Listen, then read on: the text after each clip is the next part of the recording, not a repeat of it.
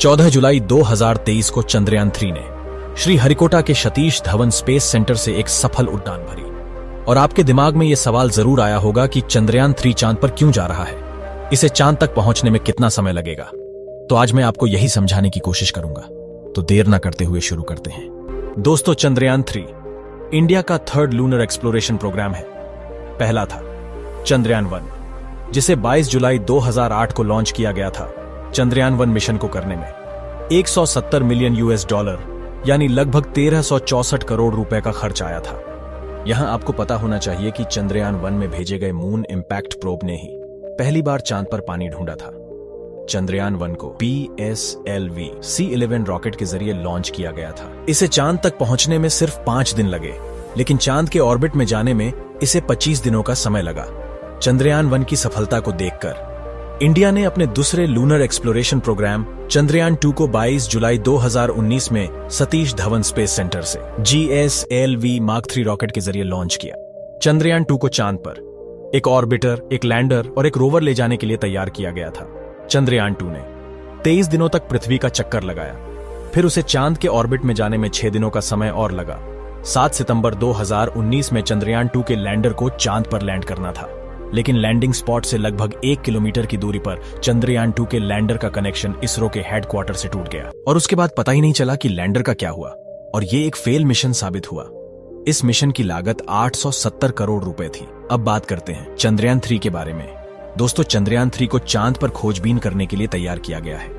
इसमें एक लैंडर और एक रोवर भेजा गया है, लेकिन इसमें ऑर्बिटर नहीं है, क्योंकि चंद्रयान 2 का ऑर्बिटर चांद के ऑर्बिट में अभी भी ठीक से काम कर रहा है। इसरो ने जो चंद्रयान 2 के टाइम सॉफ्ट लैंडिंग के लिए जो कोशिश की थी वो तो फेल हो गया, लेकिन चंद्रयान 3 का मेन गोल ही सॉफ्ट लैंडिंग करना है।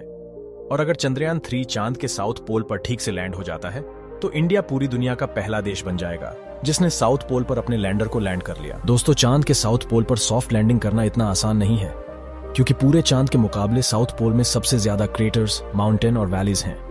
और ये सब होते हुए लैंडिंग के लिए एक परफेक्ट स्पॉट ढूंढना और उसे अर्थ पर से ही सही से लैंड करना अपने आप में ही एक बहुत मुश्किल काम है। दोस्तों, चांद के साउथ पोल में लगभग 24 घंटे अंधेरा ही रहता है।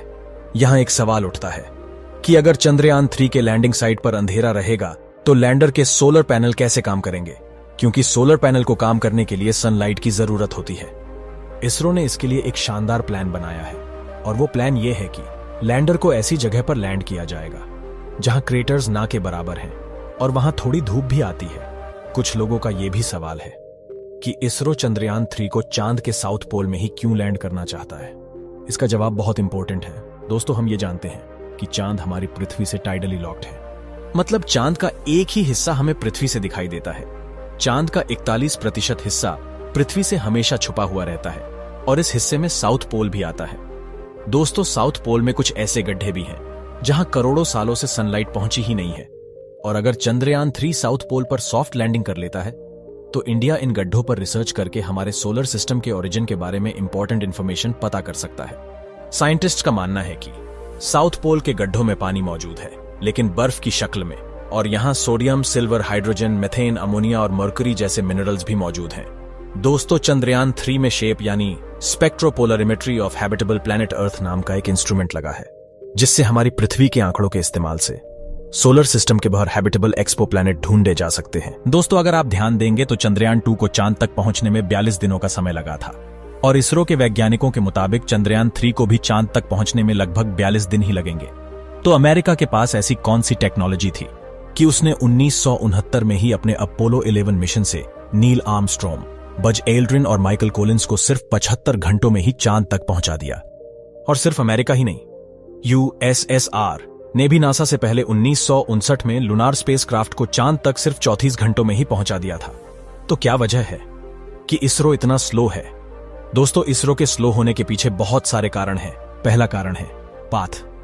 दोस्तों, हम ये जानते हैं कि अगर हमें कहीं जल्द से जल्द पहुंचना है तो चाहे हम एक स्ट्रेट पाथ पर चलें या तो अपनी स्पीड बढ़ा लें, और यही किया अमेरिका ने। उसने अपोलो 11 मिशन के वक्त अपने रॉकेट के लिए इतना पावरफुल इंजन बनाया ताकि वह जल्द से जल्द चांद तक पहुंच सके।